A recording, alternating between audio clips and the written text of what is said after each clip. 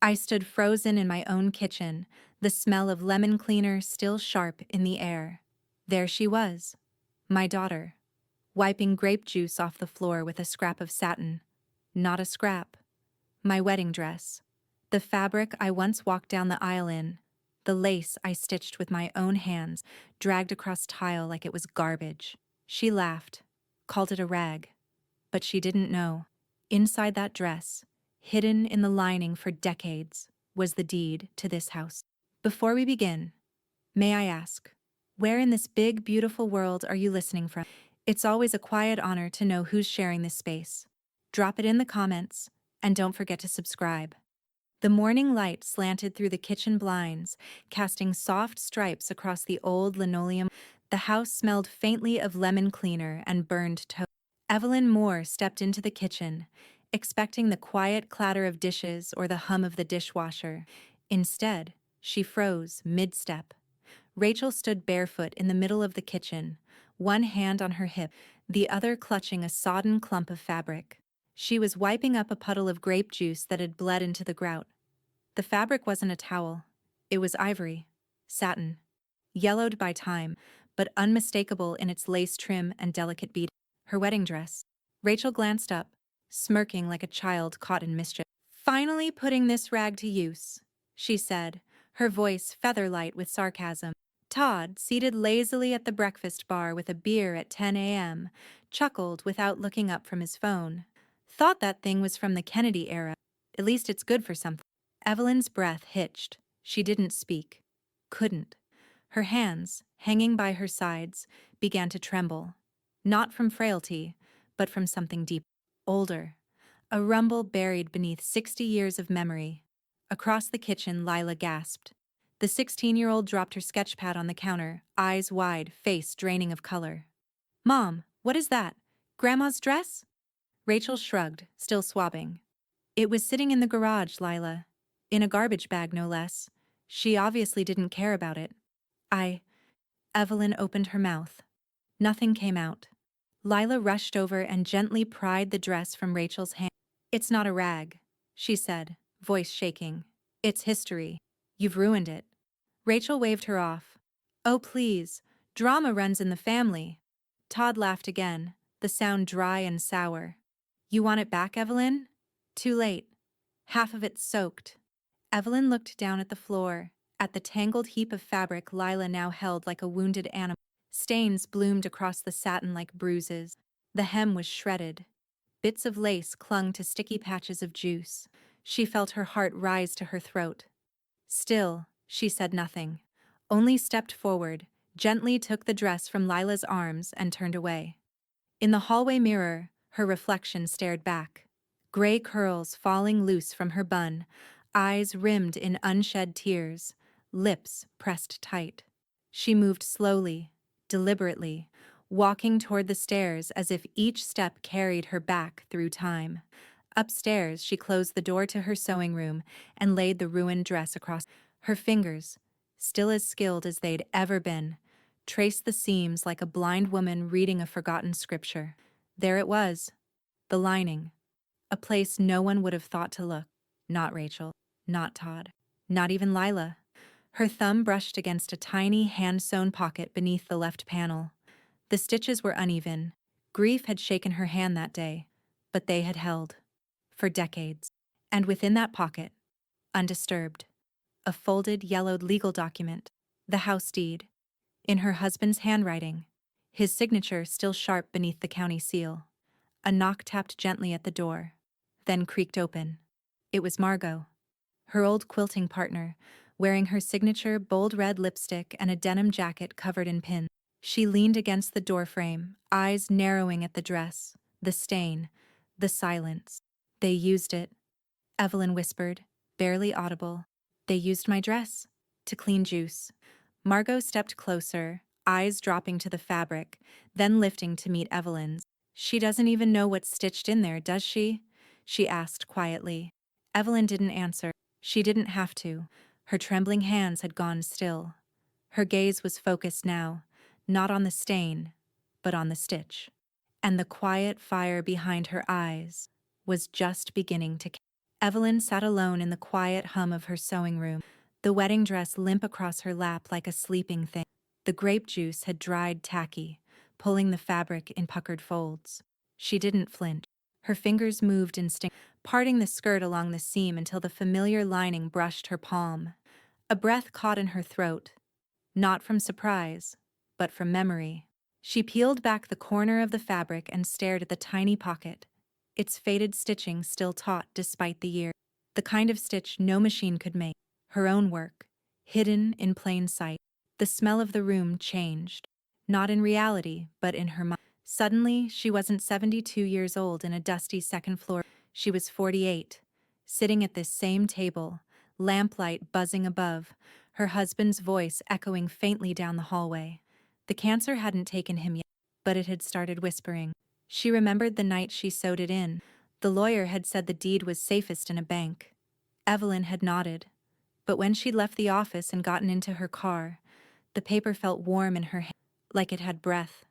That night, after her husband fell asleep, she slid the paper into the lining of her wedding dress, folded it twice, then once more. One small stitch at a time. Thread the needle. Push. Pull. Tie. Repeat. Safe where no thief would look. She whispered now. The words escaped her before she could stop them. The scissors on the table gleamed in the sunlight, a reminder of what her hands still knew how to do. She could dismantle a garment in silence, undo hours of labor in seconds.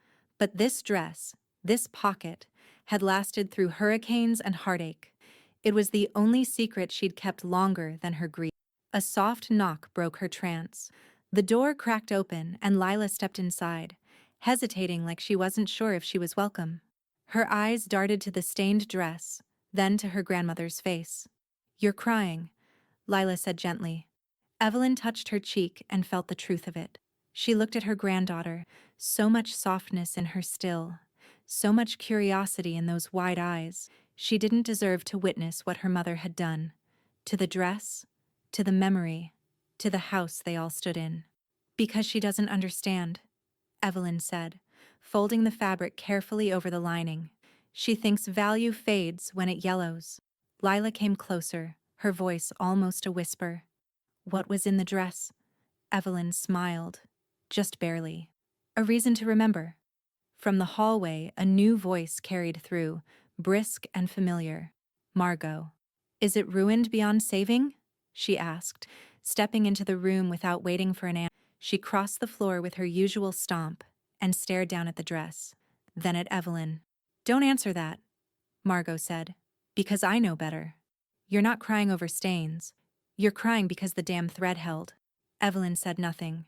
Margot leaned in close, lowering her voice so Lila wouldn't hear. "That stitch? You made it count. Now make it matter." Evelyn's eyes narrowed just slightly. She turned toward her old friend. "And how exactly do I do that?" Margot didn't smile. Her voice was low, dead serious. "You use it." Outside the room, a door slammed downstairs, Rachel's voice rising in some meaningless irritation. Another complaint, another careless demand. Evelyn turned back toward the dress. Her fingers found the stitch again. This time, they didn't tremble. Evelyn stepped carefully down the stairs the dress folded neatly in a cedar-lined box clutched tight against her chest. Her hands didn't tremble. Not anymore. The scent of burnt coffee met her halfway down, bitter, acidic. Rachel's perfume was stronger, floral and cheap, already lingering in the hallway like it owned the place. In the kitchen, Todd was flipping through the classifieds with the TV blaring a rerun of Wheel of Fortune. Rachel was standing at the sink, her phone cradled between shoulder and cheek, fingers impatiently tapping the marble counter. "I said mid-century, not colonial. If the staging is ugly, it won't move, Beth."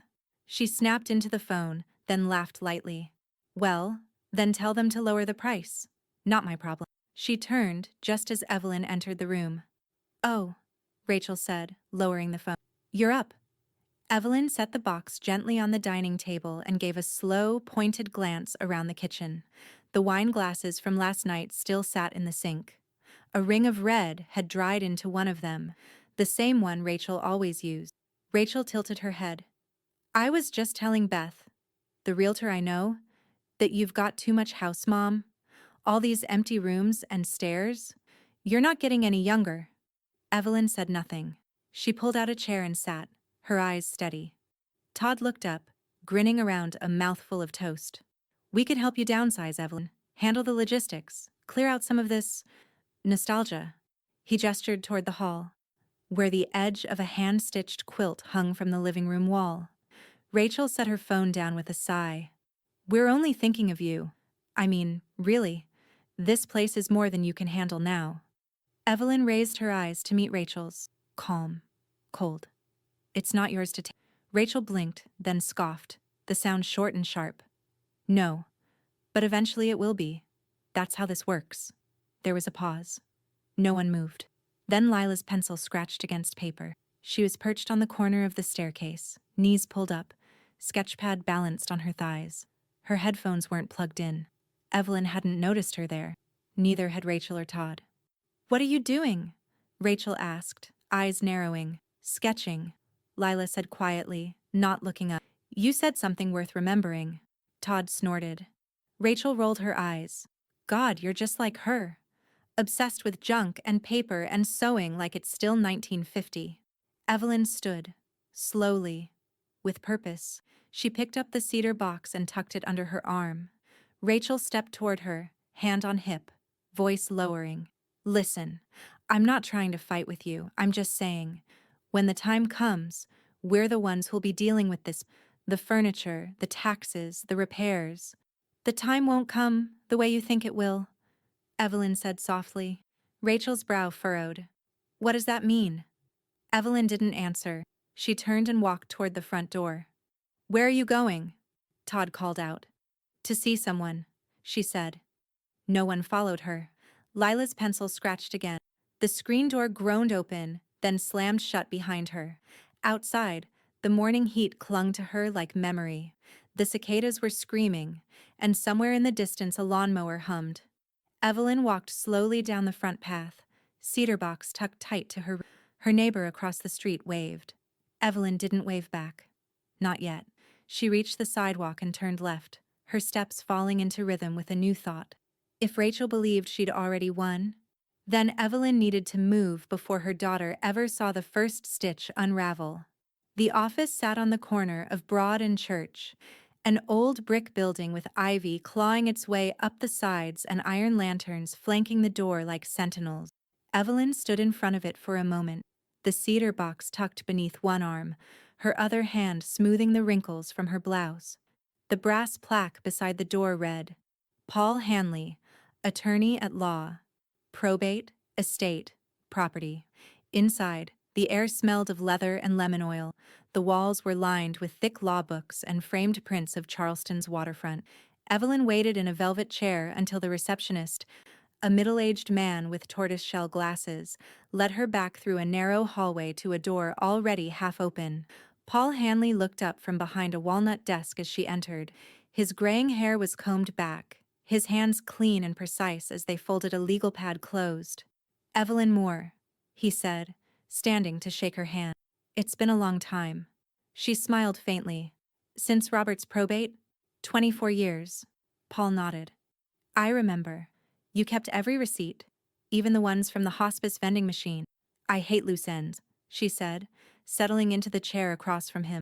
The box sat in her lap like a second heartbeat. Paul waited patiently as she opened it. Gently, she peeled back the muslin cloth inside and lifted out the folded wedding dress. The stains were mostly hidden beneath the folds. Evelyn didn't flinch as she turned it over, working through the skirt with steady fingers until she found the lining. Then, with the tip of a seam ripper she'd slipped into her purse, she unpicked just enough stitches to reveal the pocket. She pulled the document out slowly, creased, but whole. Paul leaned forward, his professional calm cracking just enough to show honest surprise. You stitched your legacy into this dress? Evelyn placed the deed flat on his desk. Not just stitched, buried, so no one greedy enough to want it would ever think to look. Paul unfolded the paper with care, smoothing its edges. His eyes scanned the text. Original county seal. Date matches your husband's will. His signature looks strong. He paused, then smiled slightly. It's valid. No question. Evelyn exhaled, but not from relief. Resolve had no breath left to spare. What's your plan? Paul asked, already sensing that this was more than a preservation issue.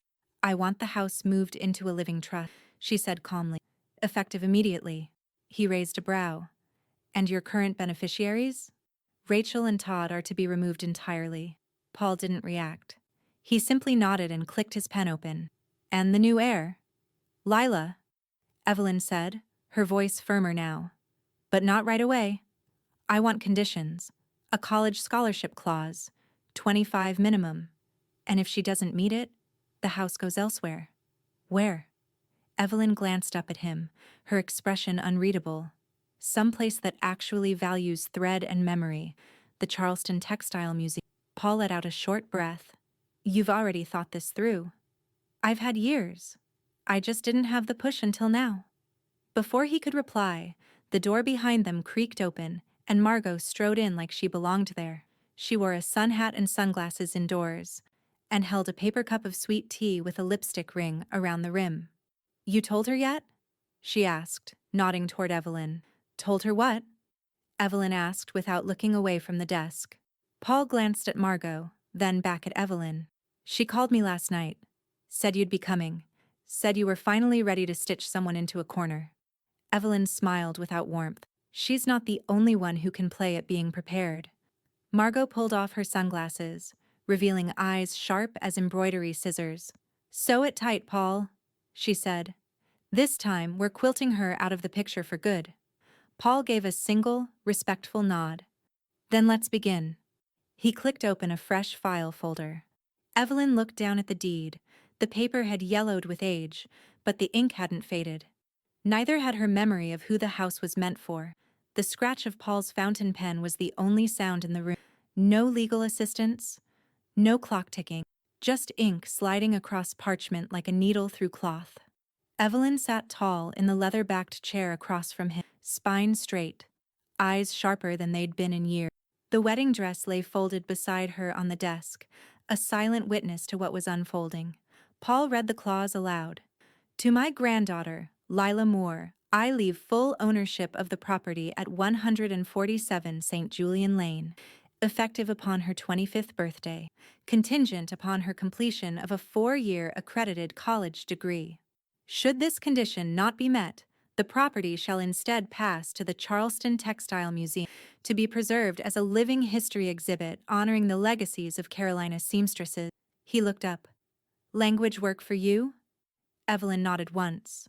Perfect. He turned to the next section. And as for Rachel and Todd? Nothing, Evelyn said flatly.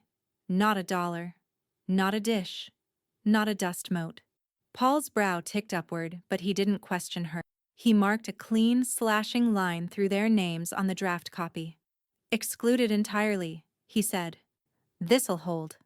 They've treated me like I'm just furniture waiting to be carried out with the garbage, Evelyn said, her voice calm.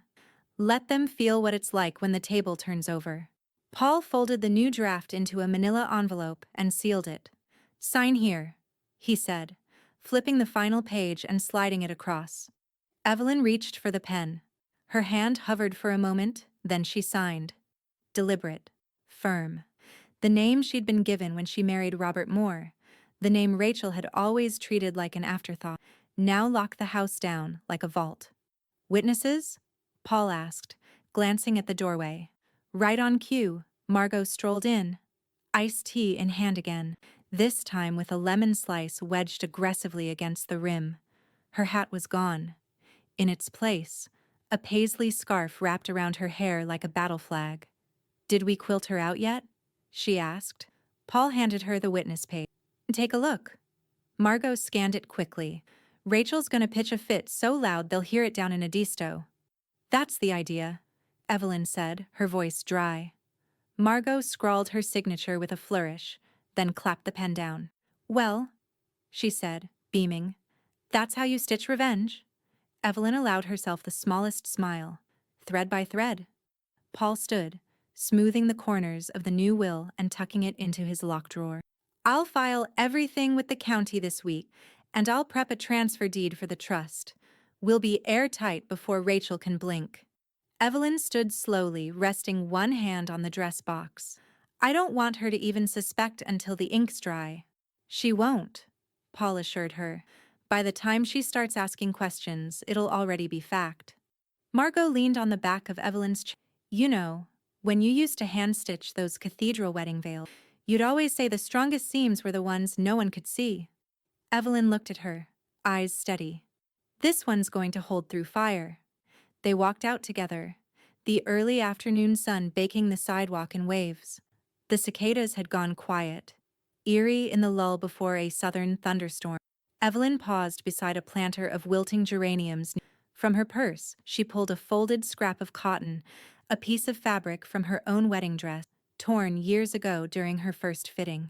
She held it in her hand for a long moment, then tucked it under the pot. Margot blinked. What was that for? A thread of memory, Evelyn said, just in case I need to trace it back later. Inside the office, Paul returned to his desk. He pulled the envelope out again. His fingers brushed over the line that named Lila Moore as heir. Then over the paragraph that struck Rachel's name clean from the record.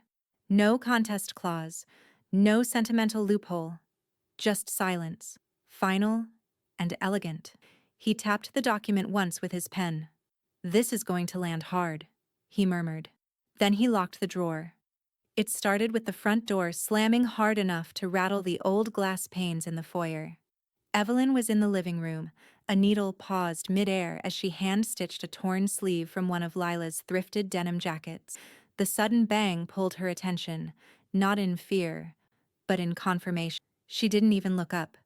Rachel's heels clicked down the hallway like gunfire. Where the hell have you been? Evelyn glanced toward the archway calmly. Rachel stood in the doorway, makeup half-smeared, jaw tight, eyes blazing with the sharp edge of entitlement. I've been out, Evelyn said, setting the jacket aside. And you're not entitled to know where? Rachel crossed her arms. You disappeared all day yesterday. You come back smiling like you've just swallowed a secret. What are you scheming? Evelyn stood slowly. Her joints cracked, but her spine was straight as ever. I'm protecting my stitches. Rachel blinked. What? Evelyn stepped forward. Every stitch in this house, every thread you mocked, every scrap you dismissed as clutter. They meant something. You don't value what you didn't earn. Jesus, Mom, listen to yourself, you sound. Rachel barked a dry laugh, tossing a hand toward the ceiling. You sound senile. A new voice joined them from the hallway. Maybe we should have her evaluated, Todd said, his tone annoyingly casual.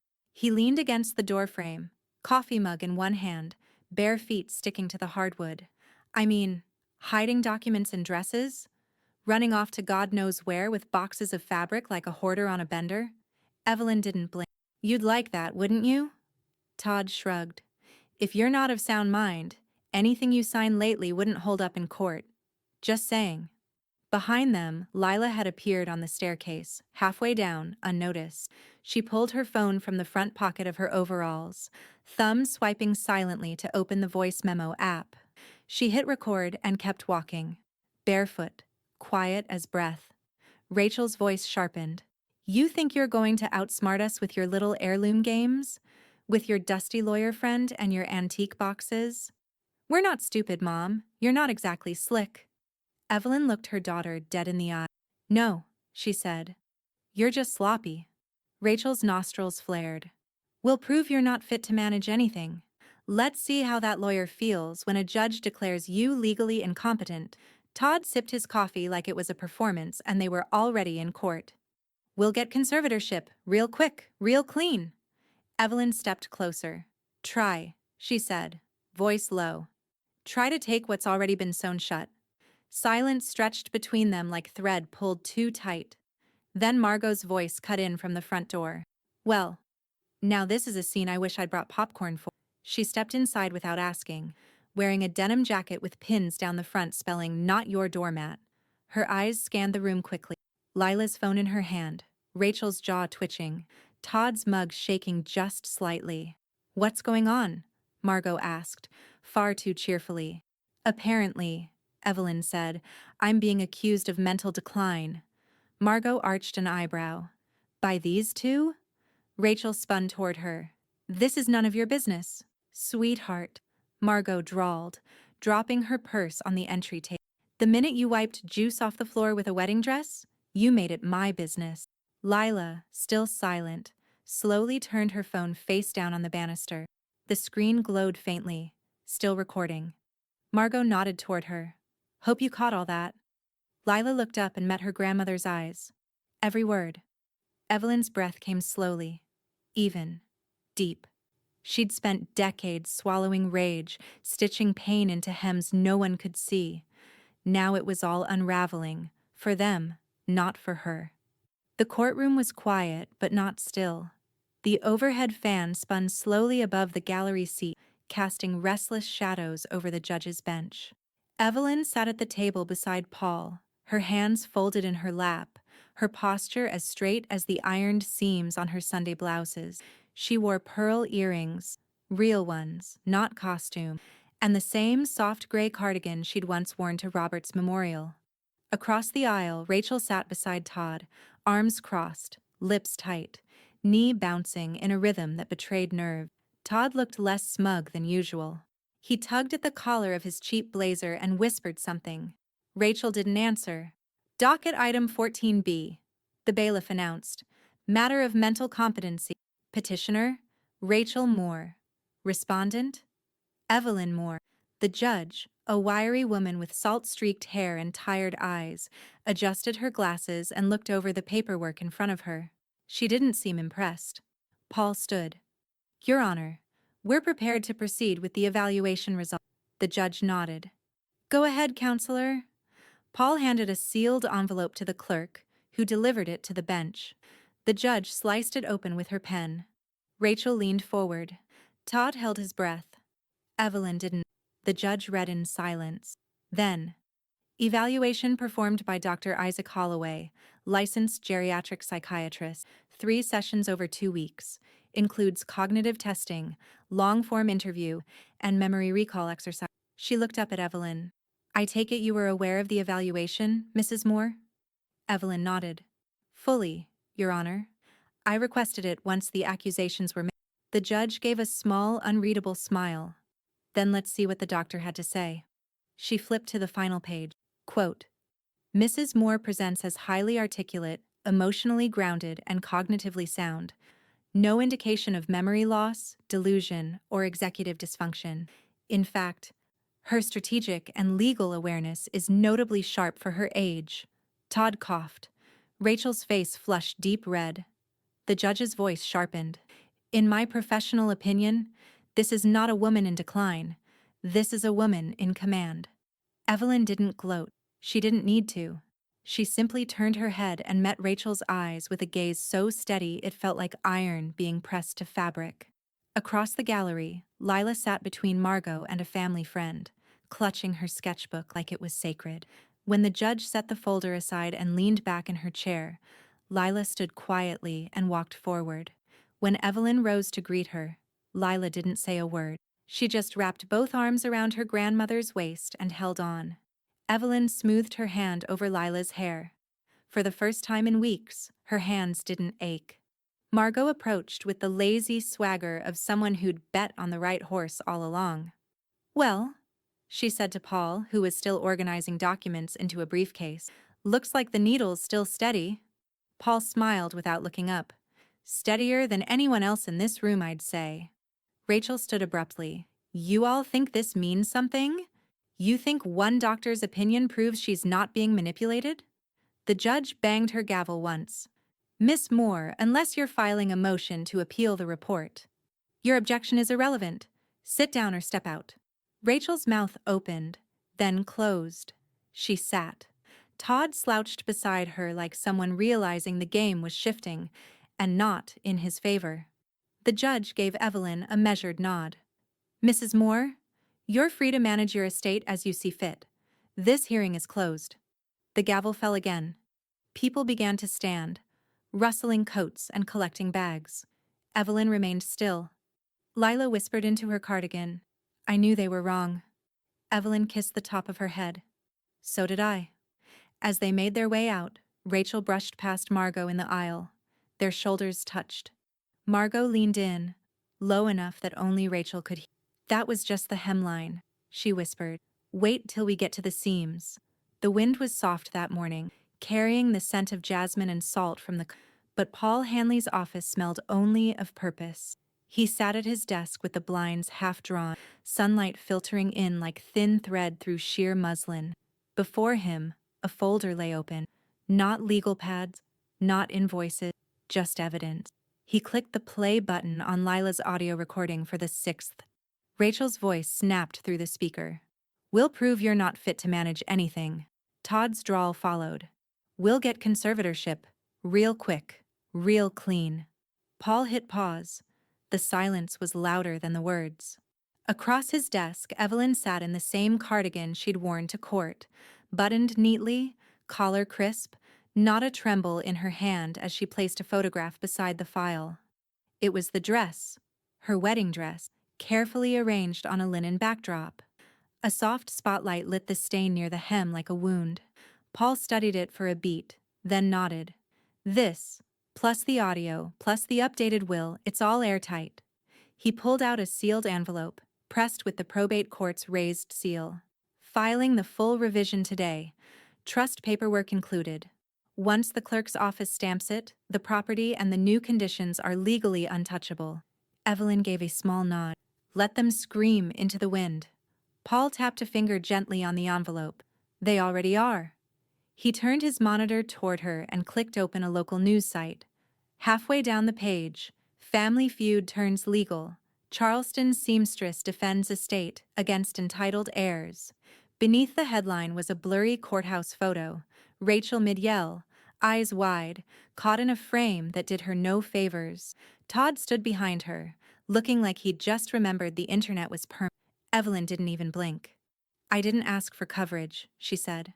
You didn't have to, Paul replied. Clerks talk. Reporters eavesdrop. And when someone drags their own mother into court to question her mental fitness, it tends to travel fast. Margot arrived 15 minutes late, armed with lemon scones and zero apologies. I brought sugar, she said, dropping the box on Paul's desk like a peace offering. To sweeten the sting. Evelyn chuckled under her breath. Paul took one but didn't stop working. By the time I'm done with this file, Rachel and Todd's names will be legally erased from every corner of your estate. Only place they'll live is in the court transcripts and this article. Margot grinned. Legacies nearly hemmed. Evelyn turned to the window and let herself breathe in the silence. Outside, the world was blooming. The storm of confrontation had passed, but the scent of rain still lingered in the soil. That afternoon, Evelyn was back in her garden, kneeling on a foam pad, her gloved hands deep in the dirt. Her roses, blood red and thriving, hadn't bloomed this early in years. She planted marigolds along the edges, golden pops of color bright against the dark mulch. From the porch steps, Lila sketched quietly. Her fingers moved fast, as if trying to capture the moment before it slipped away. She wasn't drawing the flowers. She was sketching the dress. Again. Only this time, she imagined it clean. The stains gone. The threads shining gold, visible now, as if lit from inside. Did I get the lace right? She asked, holding up the sketch. Evelyn peered at it. The details were sharp. The scalloped neckline, the beading she'd sewn herself the week after her honeymoon. But it was the thread that caught her eye, a golden stitch running up the side seam like a spine. You got it better than I ever did, Evelyn said, wiping her hands on a towel. Margot came out with a tray of lemonade and collapsed into a chair. Dress looks noble in your version, Lila. Lila smiled. I think it always was. Paul's car rolled slowly down the driveway and stopped at the curb. He stepped out, holding one manila envelope in. All official, he called. Filed. Stamped. Recorded. Evelyn stood. She didn't run, didn't rush. She just walked up the path with her back straight, her gloves still on, and took the envelope like it was the final square in a long quilt. The courtroom smelled of dust and fluorescent lights. Rachel paced just behind the petitioner's table, heels clicking against the tile with the restless rhythm of someone who thought she'd already won. Her hair was tighter than usual, pulled back into a severe knot that did nothing to soften the tension radiating off her. Todd sat beside her, slouched and mute, jaw clenched hard enough to tremble. Paul Hanley was calm as ever, flipping through a leather-bound folder at the respondent's table. Evelyn sat to his right, wearing a muted navy dress with a brooch shaped like a thimble pinned to her collar. In front of her, the original deed, now flattened, laminated, and wrapped in an archival sleeve. The bailiff called order. "All rise for the Honorable Judge Miriam Dow." The room rose. The judge entered briskly, black robes rustling like sails catching wind. She adjusted her glasses and gave both sides a glance that suggested she had zero patience for petty family drama. Rachel wasted no time. "Your Honor," she began, her voice already stretched thin with indignation, "we are contesting the validity of my mother's revised will, which was filed under questionable mental clarity and undue influence. She's been evaluated. Twice," Paul interrupted smoothly, "and declared more competent than half the city council." The judge raised a hand. "Mr. Hanley, you'll have your turn." Rachel pushed forward. She's never shown interest in museums, and she's suddenly leaving half the estate to a textile nonprofit no one's ever heard of. It doesn't make sense. It's performative. It's a setup. Paul stood. "With the court's permission, I'd like to present Exhibit A." The judge nodded. Paul lifted the laminated deed like it was holy scripture.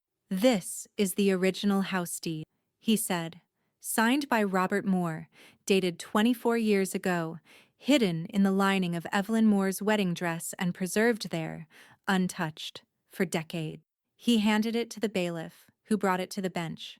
The judge studied the document with slow, deliberate "You're telling me," she said, not looking up, "this was sewn into the lining of a dress?"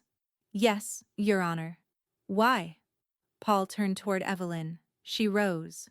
"Because my daughter only values what's printed on a screen," Evelyn said, voice clear, hands steady. "I trusted fabric more than fireproof safes, and I knew no one greedy would ever reach for something sentimental." The courtroom fell still. Even Rachel stopped pacing. The judge examined the seal, the signature, the age of the paper. "This is remarkably well preserved," she said. "Because it was made with care," Evelyn replied, "like everything else she threw away." Paul didn't need to say a word, but someone else did. Lila stood up from her seat in the gallery, sketchbook hugged to her chest. "I'd like to testify," she said, quietly but firmly. The judge hesitated, then nodded. "Approach." Lila walked to the stand, her voice calm as she was sworn in. Her eyes didn't leave Rachel once she started. "She called Grandma's dress a rag," she said. "Used it to wipe up juice like it was trash. Said everything would be hers one day, like she was just waiting for Grandma to die." Rachel's jaw tightened. Her hands curled around the edge of the table. "I started recording because I was scared of what they might try to take," Lila continued. "They didn't care about the house. Just the price tag." Paul approached. "May I submit Exhibit B into evidence, audio recording of that exact conversation, time-stamped and authenticated?" The judge nodded. "Admitted." Rachel exploded. "This is ridiculous," she shouted, stepping forward. "She's a teenager. She doesn't understand family dynamics or legal nuance. She's emotional and manipulable and you," the judge said sharply, "are losing control in a court of law. Sit down, Miss Moore, now." Rachel blinked, then obeyed. Todd slumped in his chair like a puppet with snipped strings. The judge took a breath, then turned to the clerk. "The revised will stands?" "The trust stands. The property deed is verified. The petition to contest is denied in full." Gavel. Bang. Rachel didn't move. Todd covered his face with his. Evelyn turned to Lila and smiled, small but certain. Margot leaned in from behind, whispering, "Looks like that seam held just fine."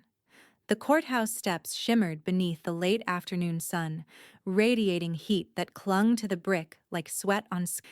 Evelyn descended slowly, her hand gliding along the rusted iron railing as though the building itself deserved a respectful goodbye. She walked with the same deliberate grace she had always reserved for Sunday service or hand quilting, measured, purposeful, unshaken. Beside her, Lila matched her pace, the girl's sketchbook tucked under one arm, pressed tight to her ribs. Paul followed just behind, briefcase in one hand, cell phone buzzing in the other. Margot trailed last, her oversized sunglasses tilted slightly downward, one hand shading her brow, the other gripping the banister like she was watching a parade she already knew the ending to. They had barely reached the bottom step when the courthouse doors slammed open with a sharp metallic clang. Rachel stormed out like a woman freshly unmasked, her eyes wild and brimming with rage that had nowhere left to go. The sun caught the streaks of mascara smeared beneath her lower lids, casting shadows that aged her 5 years in 5 seconds. Her jaw clenched so tightly it seemed to shake her entire face. "You think this is over?" she snapped, her heels clicking furiously against the stone as she descended with too much speed and too little balance. "You think you've won something here?" Evelyn didn't respond right away. She paused near the edge of the sidewalk, glancing calmly at the wrought iron fence lining the perimeter. Her hands were folded neatly in front of her, fingers clasped as if in prayer. Not to beg, but to conclude something sacred. Rachel came closer, her voice cracking under the weight of fury and disbelief. "You humiliated me in there," she hissed. "You made me look like a lunatic. You turned my own daughter against me."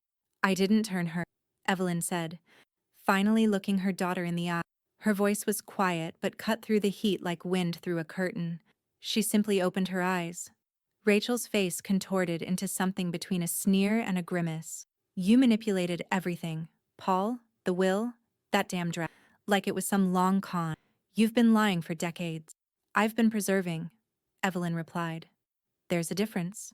Todd had reached the bottom of the stairs but lingered a few feet back, arms crossed tightly, his tie now completely undone. He looked like a man reconsidering every decision he had made in the last 10 years, and perhaps longer. Rachel took another step closer, gesturing wildly. "You destroyed our future. You cut us out of everything. For what? Some dusty museum and a girl who still draws in the margins of her math homework? She's more capable of protecting this family's legacy than either of you ever were," Evelyn said, the conviction in her voice so steady it landed like a gavel. "And as for the future?" She took one step closer, her voice dropping just low enough that only Rachel could hear it. "You reduced my wedding dress to a cleaning rag," she whispered. "So I reduced your future to an archive footnote." The words struck Rachel harder than anything ever had. Her lips parted slightly, but no words came. Her eyes darted toward Todd, perhaps searching for backup, for solidarity, for something. But he had already started backing away. "I told you to let this go weeks ago," he muttered, rubbing a hand over his face like he couldn't believe how far they'd fallen. "You just kept pushing." Rachel turned on him, voice breaking. "You said we were in this together." "And now I'm getting the hell out," Todd said. He didn't wait for a response. He walked off down the sidewalk without looking back, each footstep more liberating than the last. The silence that followed was heavy, but not uncertain. Rachel stood alone at the base of the steps, trembling, mascara drying in uneven streaks. For a moment, her shoulders sagged, her bravado flickering. "You won, Grandma," Lila said gently, stepping to Evelyn's side. Evelyn didn't nod. She didn't need to. "No," she said. "We held." Margot chuckled softly, adjusting her sunglasses. Victory stitched tight. Paul, now off the phone, joined them with a stack of documents in his hand. "Trust finalized. Will recorded. It's over." But Evelyn didn't smile. She looked back once, not at Rachel, but at the courthouse, then toward the horizon, where storm clouds began to gather just beyond the skyline. Because Rachel's pride had been wounded. And pride, Evelyn knew, always made one last mess before it gave. The key turned in the lock with a soft, familiar click. Evelyn pushed open the door and stepped into the cool hush of her home, the scent of lemon polish and lavender still hanging faintly in the air, as if the walls themselves had been holding their breath while she was gone. Lila entered behind her, gently setting her sketchbook on the entry table. The hardwood floors glowed beneath the late afternoon light. Dust motes swirled in the beams cutting across the hallway, dancing like silk threads in. For the first time in weeks, the house felt still. Not quiet like waiting, but quiet like resting. Evelyn closed the door behind them and stood for a moment in the foyer, her hand lingering on the edge of the worn bed. Her eyes swept across the room, taking in every corner, every frame, every quilt square on the wall. Nothing had moved, nothing had been taken. The home was hers again, not just by name, but by proof. In her other hand, she carried a slim, sealed envelope. Inside was the official certification from the clerk of court. The deed transfer was finalized, the trust locked, the will recorded without contest. Upstairs, on the bedroom dresser, sat the original deed, preserved in its archival sleeve, still folded the way she had kept it all those years, but now free from secrecy. Below it, in a smaller envelope, was Rachel's name, scratched out from the revised will with the clean confidence of the law. She didn't need to read it again. She'd memorized every clause. Margot arrived 20 minutes later with her usual flair, one foot propped on the porch rail as she handed Paul a glass of iced tea and a clipboard of post-filing documents to sign. She wore denim again, of course, but this time a white linen blouse buttoned all the way up, as if something sacred had been achieved. Paul sat in Evelyn's front room, now uncluttered and freshly dusted, his briefcase tucked at his feet. He clicked his pen and signed the last line of the document. "It's done," he said, tapping the page for emphasis. "Title now lives inside the family trust. No loans can be taken against it. No probate court. No backdoor claim. The house is sealed tighter than a war bond." Lila emerged from the hallway carrying a wooden frame. Oak. Simple. Clean-lined. Inside it was a printed copy of the deed. Not the original, but a reproduction she had laid out herself, bordered with a narrow ribbon of gold paper that shimmered in the light. "Where should it go?" she asked. Evelyn considered. Her eyes flicked to the wall just outside the sewing room, the one spot that had always remained bare. A blank space left intentionally untouched, though she'd never said why. "There," she said softly. "Right there." Lila nodded and walked over, measuring carefully with her eyes before lifting the frame and securing it in place. When she stepped back, they all stood quietly for a moment, letting the moment breathe.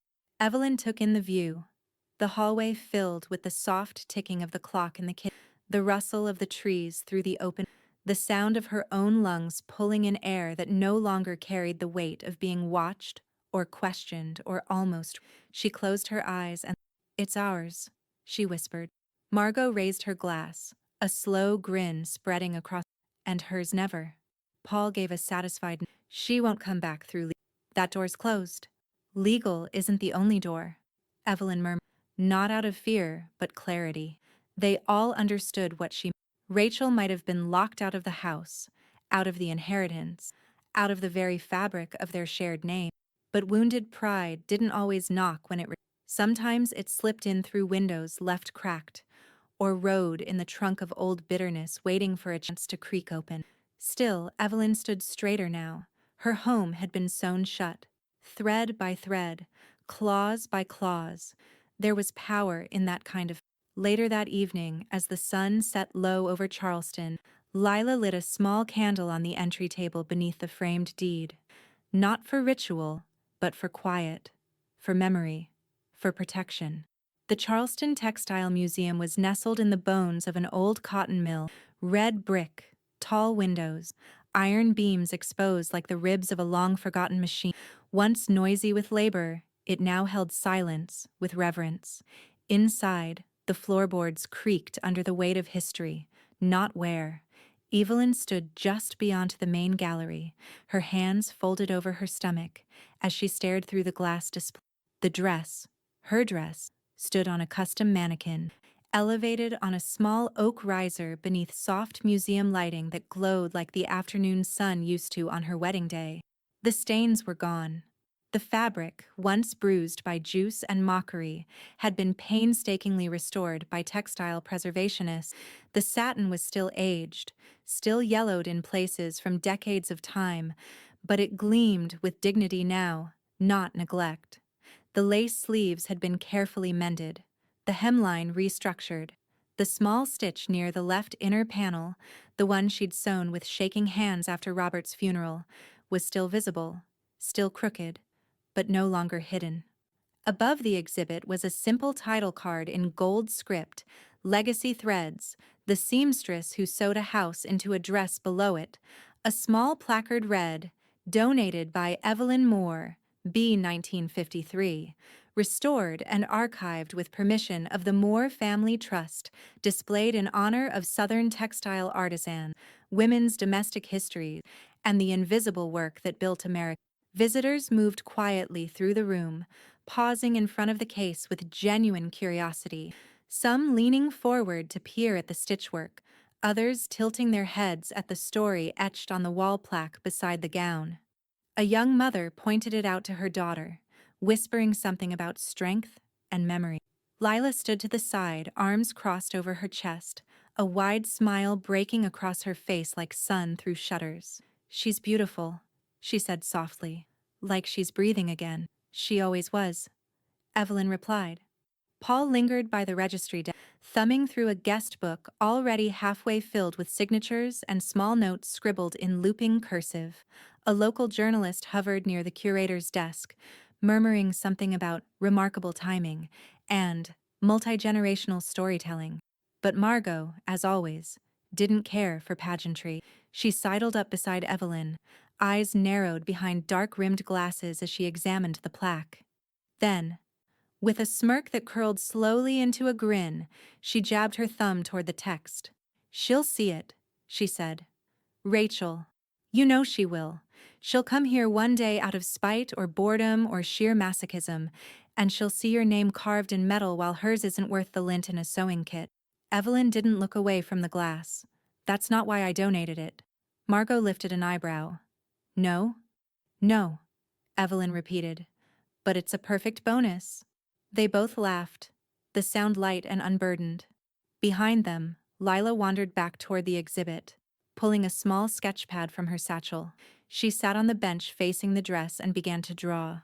Not the gown as it looked in the case, but as it once was, hanging in the hallway closet, wrapped in plastic, waiting patiently for someone to remember it mattered.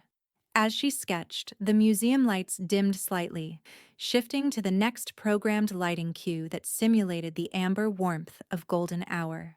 Evelyn stepped closer to the glass, the hem of her skirt brushing the floor as she leaned in just enough to whisper something only she could hear.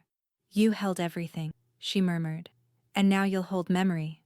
The museum director approached quietly, hands clasped behind his back. "We've had 3 local school groups ask if they can include your exhibit in their fall civics tour. Would that be all right?" Evelyn nodded. "That would be more than all right." He thanked her and moved on, already planning something in his head. Paul gave her a smile as she passed him, and Lila didn't stop drawing. But Evelyn didn't linger in the gallery. She turned and walked slowly out of the museum, her heels tapping gently against the old wooden floor, echoing softly behind her, like the last thread pulled through a finished. The morning paper arrived with the usual thud against the porch screen.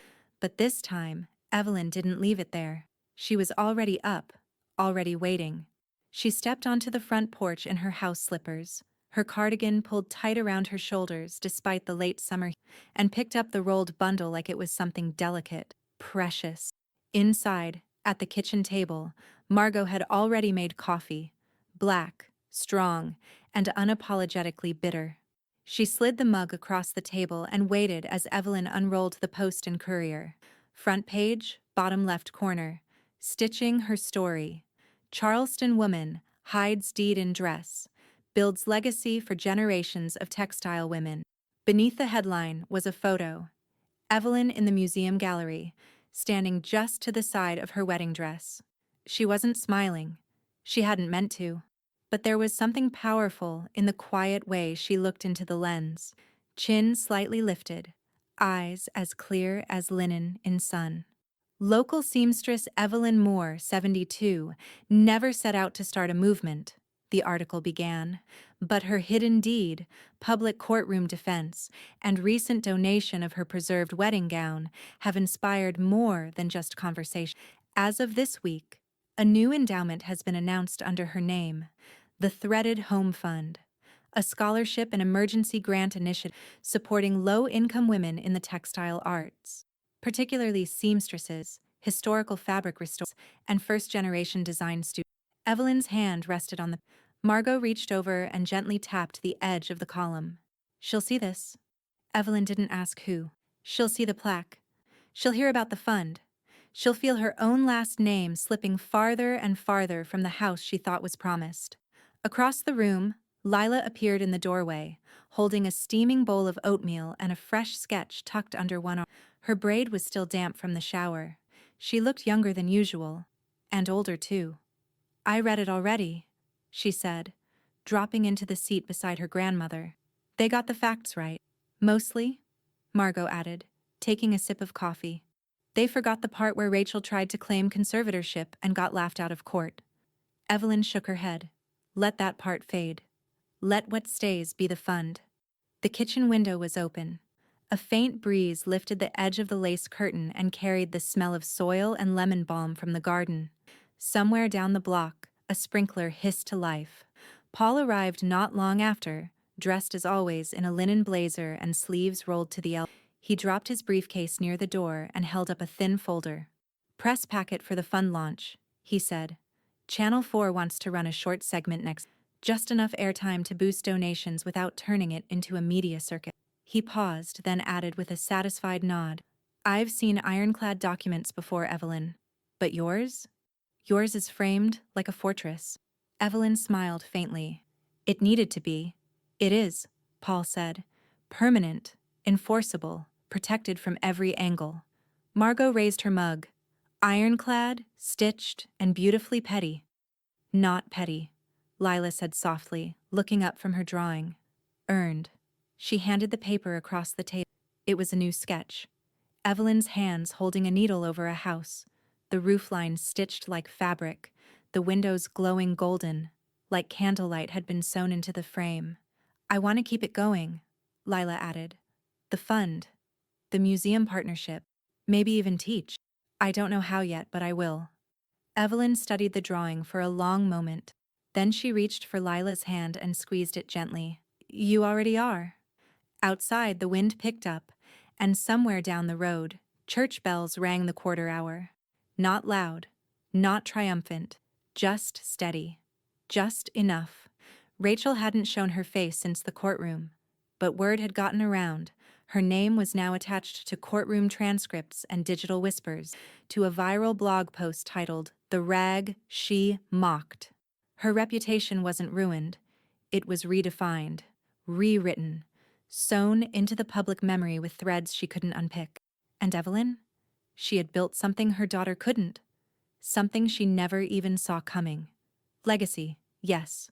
But more than that, a home stitched not from brick or beams, but from choice. The envelope was cream-colored and heavy, the kind of paper you use when you want something to seem important. Its edges were clean, uncreased. It had no return address, but Evelyn recognized the handwriting immediately. Tight, slanted, angular letters that always looked like they'd been etched under pressure. Rachel. It had arrived that morning. No knock on the door. No mail truck spotted on the street. Just a whisper slide beneath the door, quiet as regret. Evelyn didn't open it right away. She made tea. She watered the roses. She ran her fingers along the edges of the framed deed in the hallway, as if reaffirming its place.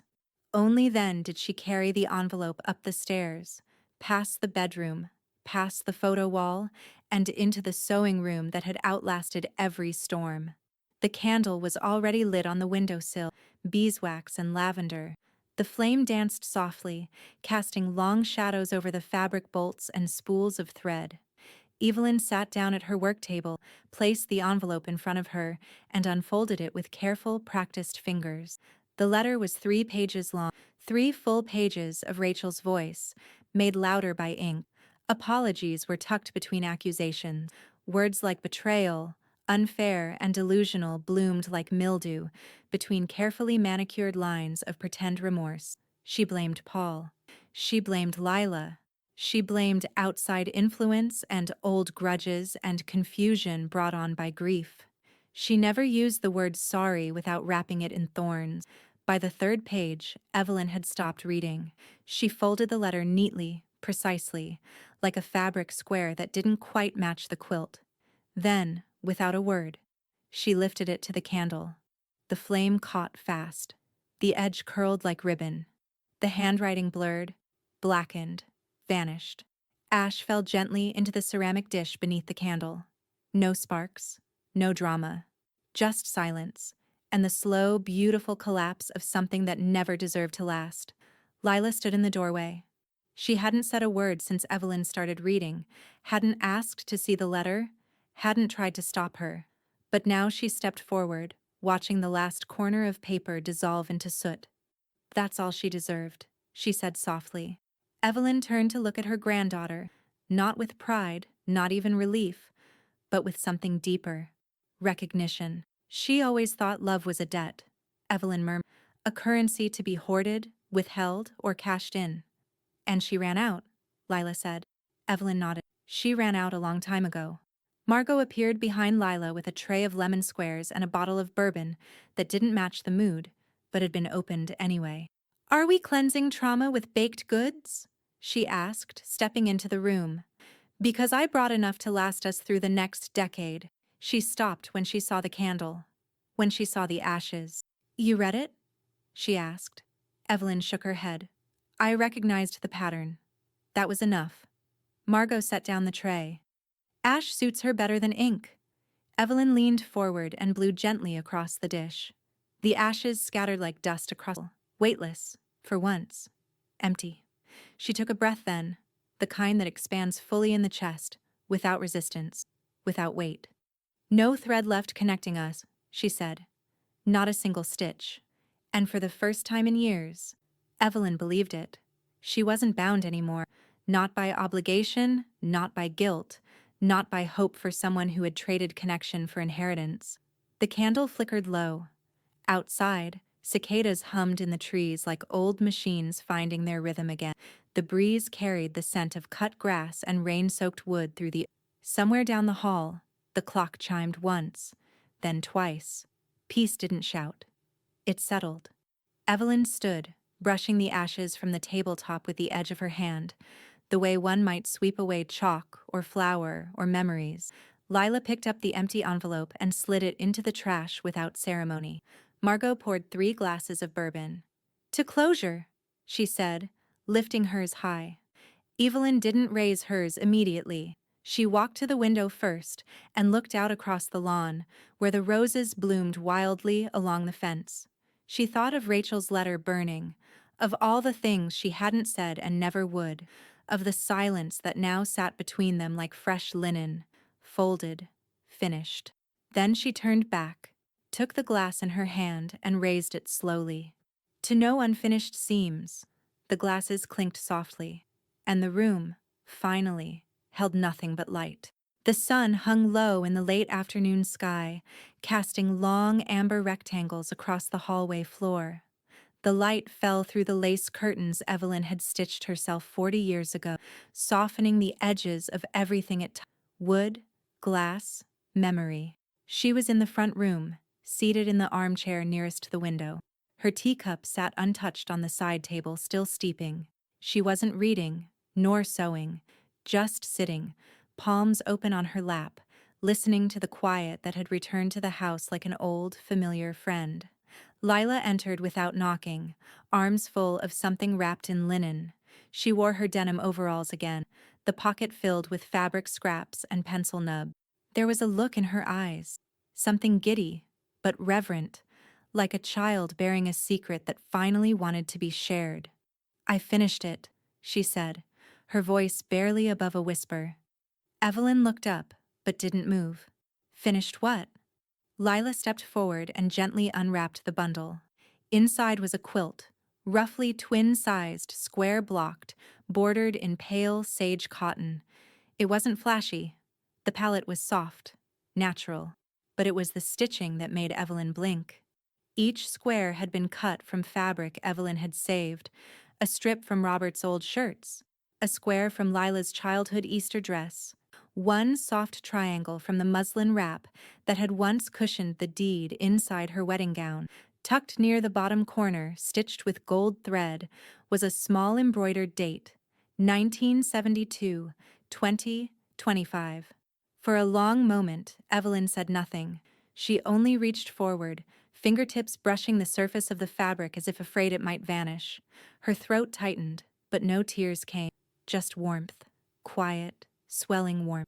"You remembered them all," she finally said. "I found your storage box in the attic," Lila replied. "Not the big one, the smaller one, with the faded label, scraps not yet ready to throw away." Evelyn laughed, low and soft. "I never had the heart to, so I gave them one." Lila knelt, folding the quilt open and smoothing it gently across Evelyn's lap. "I didn't want your story to end in a glass case, or in courtrooms. I wanted it to live where you do. In fabric, in stitches, in rooms that smell like tea and thread." Footsteps in the hallway.